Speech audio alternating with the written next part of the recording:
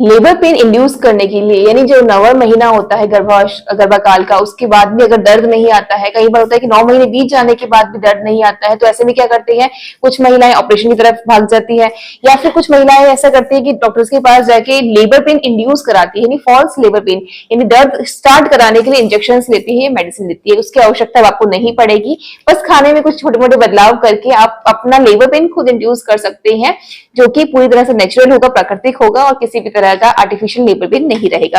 तो उसमें करना क्या है, क्या विशेष ध्यान रखना है, हमेशा ध्यान रखें कि जब 9th मंथ आपको लग जाता है प्रेगनेंसी का, उसका 1 हफ्ता बीत जाने के बाद में, यानी 7-8 दिन बीत जाने के बाद में, कुछ अपनी डाइट में गर्म तासीर की चीजें इंक्लूड कीजिए। अब गर्म तासीर की चीजें कौन सी होगी, जो अभी तक आप पूरी थ्रू आउट प्रेगनेंसी में अवॉइड कर रहे थे, उन सबको आपको लेना है।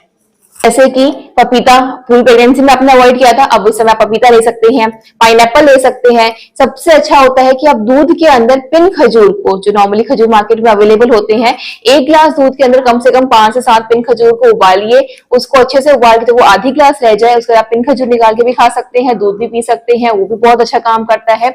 और उससे भी अच्छा अजवाइन, अजवाइन पहले के समय में जो नानी दादी होती थी, घर में जो बच्चियां प्रेग्नेंट होती थी और 9th मंथ लग जाता था, उस समय क्या करती थी, अजवाइन का पाक बनाती थी। अजवाइन का पाक कैसे बनाते थे, अजवाइन को कूट के उसके अंदर तिल का तेल डाल के और गुड़ डाल के, क्योंकि अजवाइन, तिल का तेल और गुड़ तीनों ही गर्म तासीर की चीजें हैं, जो बच्चेदानी का मुंह भी खोलती है। उसी के साथ ना आपका ये समझ लीजिए कि पेट साफ करने में हेल्प करती है। जब पेट साफ होता है ना, तो नीचे की तरफ आपकी जो गुदा द्वार है, वहां से जब मल सारा बाहर निकलता है, जब स्पेस बनता है, तो बच्चा नीचे की तरफ खिसकता है, बच्चेदानी का मुंह अपने आप, सर्विक्स का जो ओपनिंग है वो धीरे धीरे डायलेशन शुरू हो जाती है। तो वो सब चीजें डाइट में इंक्लूड करती थी। तो सुबह शाम कोशिश कीजिए 1-1 कटोरी अजवाइन का पाक बना के खाइए।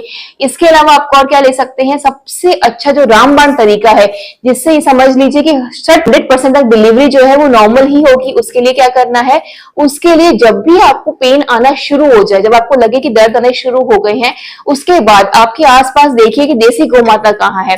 देसी गौ माता का गोबर लेना है।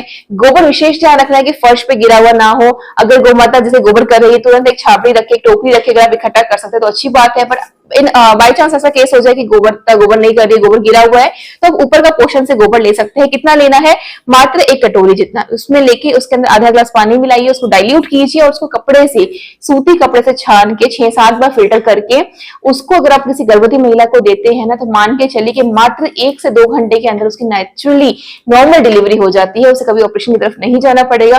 क्यों होती है, क्योंकि जो गोमे है ना, उसके अंदर इतनी सारी ऑक्सीजन वो क्रिएट करता है, इतना ज्यादा स्पेस क्रिएट कर देता है कि बच्चा नीचे की तरफ खिसक ही जाता है। जैसे जैसे बच्चा नीचे की तरफ खिसकेगा, नॉर्मल डिलीवरी होने के चांसेस बहुत ज्यादा बढ़ जाएंगे। तो ये सब चीजें अपनी डाइट में इंक्लूड कीजिए, जिससे कि आपको ऑपरेशन नहीं कराना पड़ेगा और बिल्कुल कम दर्द के साथ में आप नॉर्मली नेचुरल डिलीवर कर पाएंगे। तो इसी के साथ वीडियो को अंत करते हुए धन्यवाद दोस्तों। जय गौ माता, वंदे मातरम।